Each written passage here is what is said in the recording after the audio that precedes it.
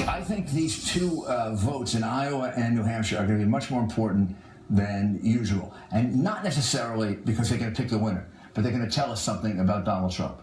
They're going to tell us, is that tremendous sentiment, which he has, and there's no question that he does, biggest crowds, the numbers on the polls, do they convert to votes without necessarily having the ground game that some of these other guys have? If they do, then he is a very serious candidate and possibly the Would you say?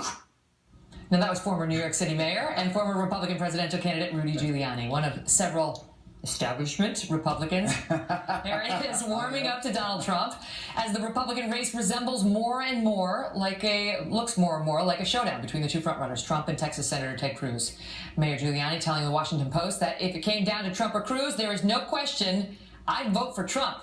Joining me now with his take on the race, Rudy Giuliani. Mr. Mayor, great to see you. Thank you, Megan. Why? What did it for you? Okay, first, difference between the two of them, Donald's a more practical guy. Now, I have to tell you, he's a personal friend. 4 of the candidates are personal friends, not including Ted Cruz. I love them all, hard to pick. I don't know who I'm going to endorse.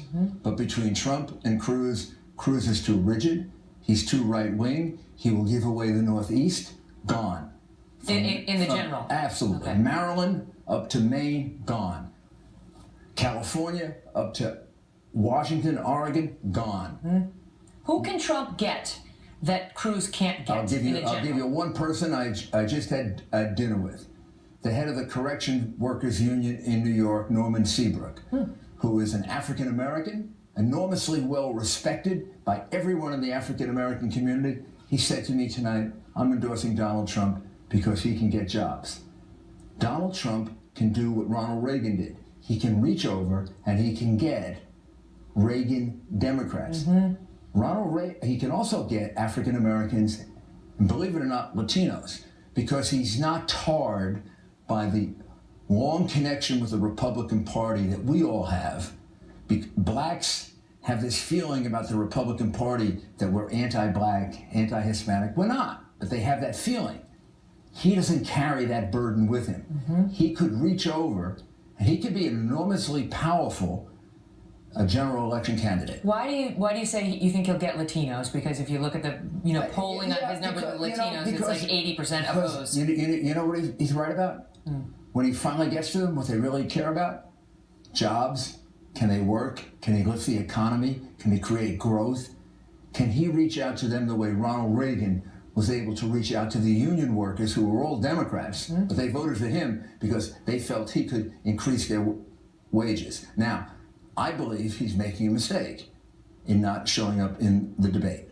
You do? He should be in that debate. Why? First of all, I think he's going to do really well. His debating performances, as you watch them from the debate you had, through getting better and better. His answer to Cruz on that statement Cruz made about New York, I thought was close to eloquent. I mean, it lifted him to presidential level. So if I were Donald, and I'm not, right, and he makes up his own mind, I would participate in the debate because I think he'll win it. And I don't know why he's not doing it. What do you make about there are tough questions in a presidential contest. As I always say, you guys who run for this office, you want George Washington's show.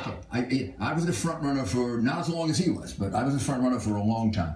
Every debate I went into, I prepared for, and I knew I was going to get asked the trick questions, the tough questions, the go-get-you questions. Chris Matthews once asked me, what's the difference between Shia and Sunni? George Stephanopoulos. You gave him a long lesson. I did. I gave him a lesson. I went never back, to test your knowledge on anything. I went back to the 6th century.